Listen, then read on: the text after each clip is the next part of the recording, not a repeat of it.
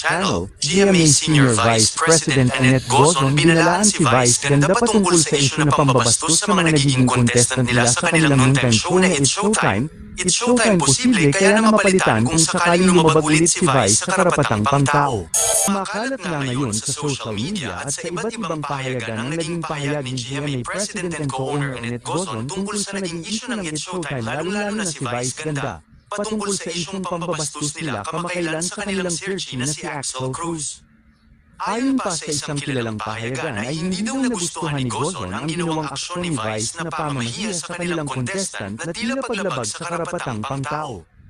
Ayon pa sa ulat, ay pinag-iisipan na daw ni Gozon kung ano ang dapat iparusa sa It's Showtime lalo-lalo na kay Vice Ganda, na tila below the belt na daw ang mga sinasabi sa publiko na tila hindi na rin daw maganda para sa mga batang nakakapanood. At ayon pa sa source ay posibleng mas